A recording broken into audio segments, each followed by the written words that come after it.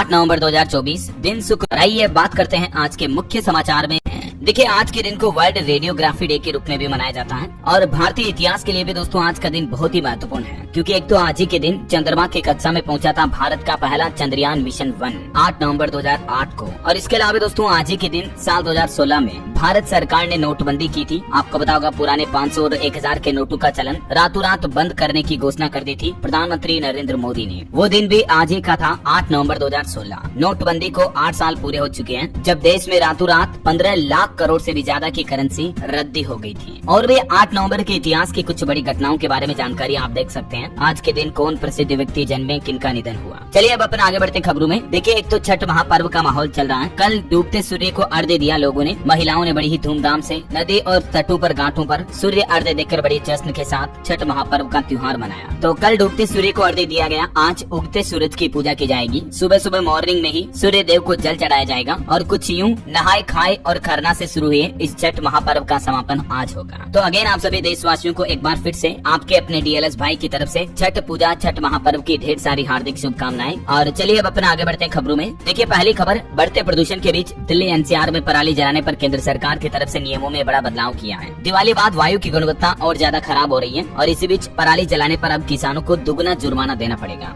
Supreme court की टिप्पणी के बाद केंद्र सरकार ने फैसला लिया। जुर्माने की राशि जो पहले 15,000 थी, उसको बढ़ाकर अब 30,000 रूपए कर दिया। यानी अब अगर कोई किसान पराली जलाता हुआ पाया जाता तो सीधा डबल जुर्माना देना पड़ेगा, अलग अलग एकड़ के फसलों के हिसाब से, है ना। चलिए अगली खबर देखिए। हुरन परोपकारी लिस्ट में शिव नाडर देश के सबसे बड़े दानवीर बन चुके हैं। अंबानी दूसरे नंबर पर और बजाज तीसरे नंबर पर है। टॉप 10 में से 6 दानवीरों ने शिक्षा में पैसे का दान किया। अडानी परिवार ने भी फाइनेंशियल ईयर 2024 में 16% ज्यादा दान दिया। शिक्षा और कौशल विकास पर मुख्य फोकस रहा। ये इस टेबल में आप देख सकते हैं भारत के 10 सबसे बड़े दानवीर कौन कौन है। चलिए अगली खबर देखिए। जीपीएफ के दायरे में आने वाले सरकारी कर्मचारियों के लिए राहत भरी खबर है। अब भुगतान में देरी पर भी ब्याज मिल पाएगा। दरअसल ऐसे सरकारी कर्मचारी जो कि सामान्य भविष्य निधि के दायरे में आते हैं, तो उनके लिए ये राहत भरी खबर है। सरकार ने फैसला लिया है, सेवानिवृत्ति पर यानी उनके रिटायरमेंट पर सामान्य भविष्य निधि की बकाया राशि का भुगतान अगर नहीं किया जाता है, तो सेवानिवृत्ति के बाद की अवधि के लिए सामान्य भविष्य निधि की बकाया राशि पर अब ब्याज समेत भुगतान किया जाएगा। तो जिन कर्मचारियों को लेट पैसा मिलेगा तो उनको सरकार अब ब्याज भी देगी, है ना। वही खबर देखिए, हमारे देश के विदेश मंत्री एस जयशंकर अभी ऑस्ट्रेलिया दौरे पर है और इस दौरान उन्होंने वहाँ के मतलब ऑस्ट्रेलिया के कारोबारियों से भी मुलाकात की और भारत ऑस्ट्रेलिया के बीच कई नए बिजनेस व्यापारिक डील को लेकर भी चर्चा हुई। चलिए बड़ी खबर देखिए। जेट एयरवेज के फिर से शुरू होने की संभावना खत्म हुई, क्योंकि सुप्रीम कोर्ट ने इस एयरलाइन कंपनी की सभी संपत्तियों को बेचने का आदेश जारी कर दिया है। 2019 से ही जेट एयरवेज एयरलाइन कंपनी अभी हमारे भारत में बंद पड़ी है। तो अब आखिरकार इस बंद पड़ी एयरलाइन कंपनी की फिर से शुरुआत होने की संभावना ही खत्म हो चुकी है, क्योंकि कोर्ट ने NCLAT का फैसला खारिज किया और इस एयरवेज कंपनी की सभी संपत्तियों को बेचने का आदेश जारी कर दिया। और वहीं दोस्तों बिजनेस क्षेत्र से जुड़ी एक और बड़ी खबर देखिए। अनिल अंबानी की रिलायंस पावर कंपनी पर भी 3 साल का बैन लग चुका है। फर्जी बैंक गारंटी देने के मामले पर रिलायंस पावर पर यह कार्रवाई की गई और इस बैन के बाद अब रिलायंस पावर किसी भी टेंडर के लिए अगले 3 साल तक के लिए बोली नहीं लगा सकेगी।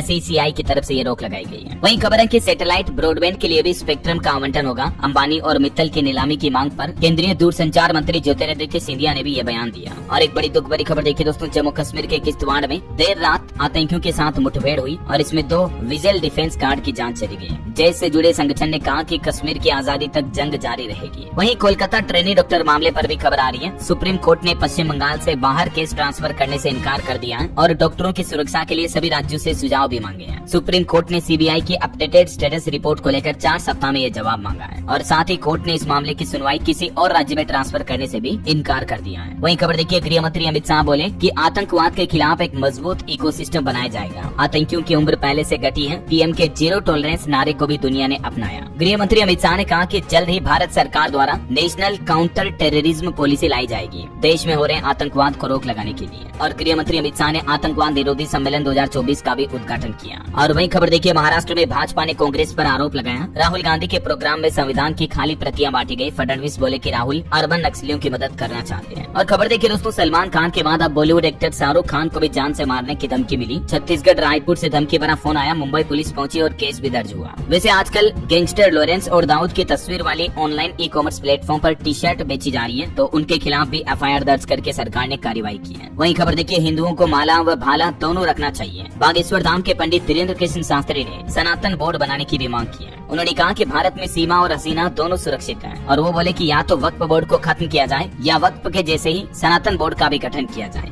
धीरेन्द्र कृष्ण शास्त्री ने कहा कि कुंभकर्ण के बाद अगर कोई सोया हुआ है तो वो हिंदू है। तिलक लगाने से हिंदू राष्ट्र नहीं बनना है, जो छेड़ेगा उसे छोड़ेंगे नहीं। अभी आजकल के दिनों में राजस्थान के भीलवाड़ा में बागेश्वर धाम के पंडित धीरेन्द्र कृष्ण शास्त्री का ये दिव्य दरबार लग रहा है और इसी में उन्होंने ये बातें कही। चलिए अगली खबर देखिए आप। एनटीए ने जारी की एडवाइजरी, आधार कार्ड एवं 10वीं की मार्कशीट में कैंडिडेट के नाम का मिलान जरूरी नहीं है। देश की सबसे बड़ी इंजीनियरिंग प्रवेश परीक्षा जेईई मेन को लेकर स्टूडेंट छात्र छात्राओं की राहत के लिए नया आदेश जारी किया। वहीं बैंकिंग न्यूज से बड़ी खबर देखिए दोस्तों, एचडीएफसी बैंक ने ग्राहकों को बड़ा झटका दिया, बढ़ा दी कर्ज की ब्याज दरें। यानी एचडीएफसी बैंक ने अपनी लोन की इंटरेस्ट रेट में बढ़ोतरी कर दी है। बैंक ने अपनी चुनिंदा मैच्योरिटी पीरियड वाले कर्ज पर ब्याज दरों में 0.05% तक की बढ़ोतरी की है। और इस बढ़ोतरी के बाद बैंक का बेसिक एमसीएलआर कितना हो चुका है देख सकते हैं आप स्क्रीन पर, अलग अलग टाइम पीरियड के लिए, है ना। चलिए अगली खबर देखिए। कनाडा में हो रहे मंदिरों पर हमले के बीच अब खबर है कि मंदिर ही नहीं बल्कि गुरुद्वारों पर भी अटैक की घटनाएं देखी गई। हिंदू बोले कि 3-4 साल में माहौल बिगड़ा, खालिस्तान समर्थक धमकी भरे मैसेज भेज रहे हैं। कनाडा में एक बार फिर से हिंदुओं को लेकर माहौल काफी गंभीर हो गया है। इस बीच कनाडा ने भारतीय कॉन्सुलेट शिविरों को भी सुरक्षा देने से इनकार कर दिया। उच्च आयोग ने शिविर भी रद्द किए। पेंशनर्स की सुविधा के लिए ये शिविर लगाए जाने थे, लेकिन कनाडा ने अभी भारतीयों के खिलाफ भी ये फैसला लिया। और आपको पता होगा आजकल के दिनों में बांग्लादेश में भी हिंदुओं पर काफी हिंसा हो रही है, तो इस पर भी भारत ने कहा कि हिंदुओं की सुरक्षा सुनिश्चित करे बांग्लादेश। चटगांव में हुए हिंदुओं पर हमले की भी भारत ने निंदा की और कहा कि चरमपंथियों के खिलाफ कार्रवाई करे बांग्लादेश सरकार। चलिए अगला अपडेट आ रहा दोस्तों, डोनाल्ड ट्रंप की सरकार में काश पटेल बन सकते हैं CIA के चीफ। ट्रंप के वफादारों में इनकी गिनती होती है। विवेक रामास्वामी को भी जगह मिल सकती है। और वैसे अभी अमेरिका में डोनाल्ड ट्रंप की जीत के बाद अमेरिका के वर्तमान राष्ट्रपति जो बाइडेन ने भी अपना पहला संबोधन दिया और उसमें बोले कि शांतिपूर्ण तरीके से सत्ता का हस्तांतरण किया जाएगा, चाहे जीत हो या हार हो, शांतिपूर्ण होगा हस्तांतरण। उन्होंने डोनाल्ड ट्रंप को जीत के लिए बधाई भी दी और बोले कि देश ने जो किया है हम उसे स्वीकार करते हैं। चलिए अगली खबर आ रही है। गुजरात को मिल सकती है साल 2036 के ओलंपिक की मेजबानी। गुजरात का जो अहमदाबाद में नरेंद्र मोदी स्टेडियम है उसके आसपास 6 स्पोर्ट्स कॉम्प्लेक्स भी बनाए जाएंगे। ये प्रोजेक्ट 3 लाख करोड़ का होने की संभावना है। वहीं खबर देखिए दोस्तों, हरियाणा में 32 मंजिला टावरों से कृत्रिम बारिश कराई गई, क्योंकि अभी प्रदूषण बहुत ज्यादा फैल रहा है हरियाणा के कुछ शहरों में, तो प्रदूषण को रोकने के लिए ही ये आर्टिफिशियल रेन करवाई गई। दिल्ली में भी पोल्यूशन का अपडेट देखिए आप। 9 इलाकों में AQI अभी भी 350 के पार चल रहा है। यमुना नदी में भी हाथ डालने पर स्किन डिजीज का खतरा है। मतलब इतना दूषित पानी बह रहा अभी यमुना नदी में। 122 नालों से गिर रहा पानी। मैंने आपको कल ही बताया था इसके फुटेज। ये नदी की तस्वीरें आप देख सकते हैं, कितना जाग आ रहे हैं, पूरा केमिकल बह रहा है नदी में। चलिए अगली बड़ी खबर देखिए। जम्मू कश्मीर विधानसभा में अनुच्छेद 370 पर फिर से हंगामा हुआ। विशेष दर्जा बहाली को लेकर हाथापाई भी हुई। ये कुछ तस्वीरें आप देख सकते हैं। विधानसभा में धारा 370 को फिर से लागू करने के प्रस्ताव के बाद पक्ष विपक्ष के विधायकों के बीच मारपीट हुई। इसमें भाजपा के 3 विधायक भी घायल हो गए। फिर मार्शलों ने बाहर निकाला और विधानसभा स्पीकर बोले कि ये कोई मछली मंडी नहीं है। ये तस्वीरें देखकर आप अंदाजा लगा सकते हैं कि किस तरह से बच्चों की तरह लड़ रहे हैं विधायक एक दूसरे से,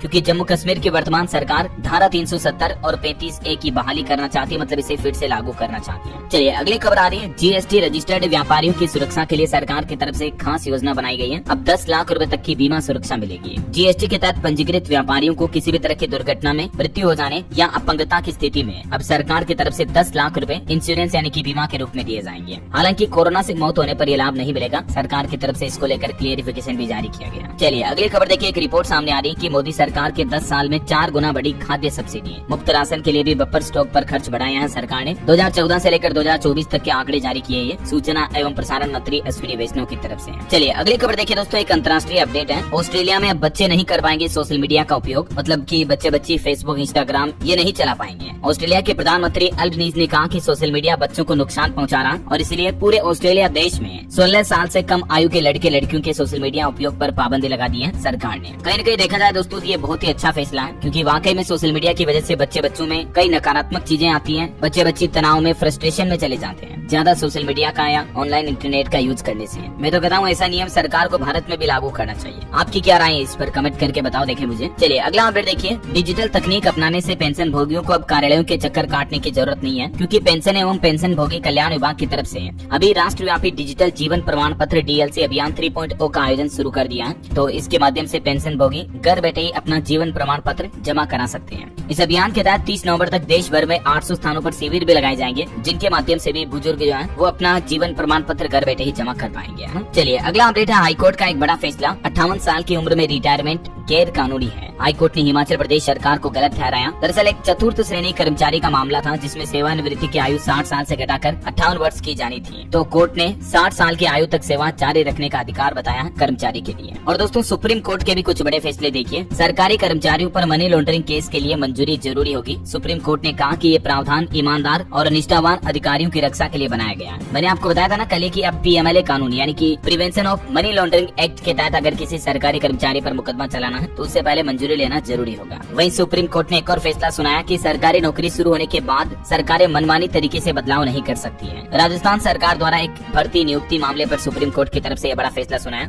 जिसमें सुप्रीम कोर्ट ने कहा कि किसी भर्ती प्रक्रिया को एक बार शुरू करने के बाद फिर उसके नियमों में बदलाव नहीं किया जा सकता है। और ये फैसला सुनाते हुए राजस्थान हाईकोर्ट की 15 साल पुरानी भर्ती पर भी सुप्रीम कोर्ट ने ये अहम आदेश जारी किया। वहीं दोस्तों राजस्थान में बाल विवाह रोकथाम के लिए भी पुलिस चलाएगी ऑपरेशन लाडली अभियान। अभी 12 नवंबर से ही शादियों का सीजन शुरू हो जाएगा वापस देव उठनी 11 से ही। तो इसके बाद पूरे राजस्थान में ऑपरेशन लाडली अभियान शुरू किया जाएगा, जिसके तहत सभी जिला अधिकारियों को आदेश जारी कर दिया। बाल विवाह जैसी कुप्रथा पर सख्त प्रभाव से रोक लगाई जाएगी। चलिए अगली खबर देखिए। ट्रू कॉलर के ऑफिस पर इनकम टैक्स ने रेड डाली। ट्रांसफर प्राइसिंग नियमों का उल्लंघन करने का आरोप लगा है स्वीडन की मशहूर कंपनी ट्रू कॉलर पर। वहीं एक बड़ी दुख भरी खबर देखिए दोस्तों। देश की राजधानी दिल्ली में एक बार फिर से निर्भया जैसा कांड सामने देखने को मिला है। ऑटो ड्राइवर और एक कबाड़ी वाले ने हैवानियत की सारी हदें पार कर दी। दिल्ली में उड़ीसा की एक लड़की के साथ फिर से इस तरह की घटना हुई। इस घटना से जुड़े 3 मुख्य आरोपी देख सकते हैं आप, और एक समाज सेवी लड़की जिसको ये जिंदगी भर का दर्द दिया इन 3 दरिंदों ने। 700 CCTV कैमरे और 150 ऑटो रिक्शा की जांच के बाद दिल्ली पुलिस ने आखिरकार इन तीनों दरिंदों को खोज निकाला। दिल्ली फिर से शर्मसार हुई। ऑटो रिक्शा में युवती के साथ ये दरिंदगी हुई और इन 3 दरिंदों में दोस्तों एक तो पहले से ही विकलांग है, वो भी इस घिनौने अपराध में शामिल हुआ। मतलब देखिए पहले से ही जिंदगी सजा दे रही, उसके बावजूद कुकृत्य करने का दुस्साहस करते हैं ऐसे लोग। क्या कहना चाहोगे दोस्तों आप ऐसे वैसे दरिंदों के लिए? मैं तो हर बार जब भी ऐसी घटनाएं आती हैं इस चैनल DLS न्यूज के माध्यम से आवाज उठाता हूं, सरकार तक अपनी बात पहुंचाने की कोशिश करता हूं कि ऐसी घटनाओं पर ऐसी सख्त सजा लागू करनी चाहिए, ताकि ये तो क्या इनकी आने वाली नस्लों के रगों में भी वो दर्द महसूस हो। अरे जब पता चल गया कि ये अपराधी हैं तो सीधा लटकाओ सालों को फांसी पर। क्या कहना आपका? सहमत हो क्या आप मेरी बात से? कमेंट करके बताओ देखे मुझे। चलिए फिलहाल देखिए दोस्तों अगली खबर। आम आदमी के लिए महंगाई से थोड़ी राहत मिलने वाली खबर आ रही है कि जल्द ही खाने का तेल सस्ता होगा। और ये दाम गिरने के पीछे वजह ये है कि अभी त्योहारी सीजन खत्म होने के बाद से ही ऊंचे दामों पर तेल की बिक्री में गिरावट रही है और सोयाबीन की लेवाली में भी कमजोरी देखने को मिल रही है। तो सोयाबीन के दामों में गिरावट दर्ज हुई है, तो इसके चलते सोयाबीन ऑयल वगैरह के दाम में भी गिरावट देखने को मिल सकती है। और हरी सब्जियां, आलू, प्याज वगैरह इनकी बढ़ती कीमतों के बीच ये आम आदमी के लिए थोड़ी राहत भरी खबर आई है। बहरहाल अभी तो कुछ और महत्वपूर्ण और काम की खबरें देखेंगे दोस्तों अपन, लेकिन फिलहाल वक्त तो चला है आज के ताजा मौसम समाचार जानने का। और हाँ, आपसे एक छोटी सी रिक्वेस्ट ये है कि अगर आप DLS न्यूज चैनल पर पहली बार आए हैं और चैनल को अभी तक भी सब्सक्राइब नहीं किया ना दोस्तों, तो इसे सब्सक्राइब करके बेल आइकन दबा दीजिए। और आपका दिल करे मन करे तो इस वीडियो पर एक छोटा सा प्यार भरा लाइक भी कर देना, ताकि आपको रोजाना ताजा खबरें, सरकार के नए नियम, अपडेट, महत्वपूर्ण मुख्य समाचार डेली के डेली आपके मोबाइल पर तुरंत मिलते रहेंगे। चलिए बिना टाइम वेस्ट किए सीधे आगे बढ़ते हैं खबरों में। तो देखिए सर्दी को लेकर अपडेट आ रहा है कि दिल्ली में इस बार सर्दी थोड़ा इंतजार कराएगी, क्योंकि साल 1951 के बाद से लेकर अब तक इस साल अक्टूबर का महीना सबसे गर्म रहा। जनरली आप देखते होंगे दोस्तों दिवाली के आसपास ही ठंड शुरू हो जाती है, लेकिन इस बार तो नवंबर भी आधा निकलने में आया, मानो सर्दियां शुरू ही नहीं हो रही है। राजस्थान में भी मौसम विभाग का कहना कि अभी नहीं पड़ेगी सर्दी, बल्कि 15 नवंबर के बाद पश्चिमी विक्षोभ आने की संभावना है।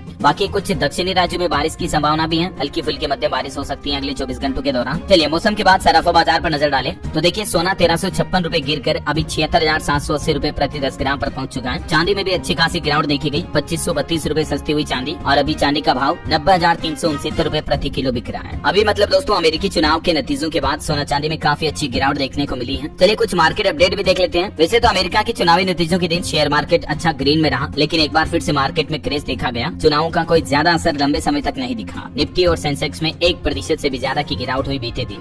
सेंसेक्स 836 अंक गिरकर 79,541 के स्तर पर बंद हुआ। निफ्टी भी 284 अंक लूट का। कुछ कंपनियों के अपडेट देखिए आप। ट्रेंड को दूसरी तिमाही में 350 करोड़ का मुनाफा हुआ। टाटा ग्रुप की रिटेल चेन कंपनी का रेवेन्यू भी 39% बढ़ा। और निवेशकों के लिए खबर है, नीवा बुपा हेल्थ इंश्योरेंस का IPO अभी ओपन है। 11 नवंबर तक आप इसमें निवेश कर सकते हैं। वैसे बिटकॉइन और क्रिप्टो करेंसी में तूफानी तेजी देखी गई है। ट्रंप की जीत की उम्मीद से क्रिप्टो मार्केट गुलजार हुआ। बिटकॉइन का लेवल $76,000 के पार पहुंच चुका है और इस तरह से बिटकॉइन ने एक बार फिर से नया ऑल टाइम हाई बना दिया। चलिए मार्केट के बाद अब अपन आगे बढ़ते हैं खबरों में दोस्तों। देखिए एक तो पेंशनर्स के लिए एक और अच्छी खबर यह है कि इंडिया पोस्टल डिपार्टमेंट की ओर से भी एक नई सुविधा शुरू की गई है, जिसके तहत भी आप घर बैठे डिजिटल जीवन प्रमाण पत्र सबमिट कर सकते हैं। पेंशन भोगियों को केवल आधार कार्ड और पेंशन का विवरण देना होगा। सेवा का शुल्क मात्र 70 रूपए तय किया गया। आप अपने नजदीकी डाकघर से संपर्क कर सकते हैं, डाकिया आपके घर पर आएगा और आपका जीवन प्रमाण पत्र सबमिट कर देगा।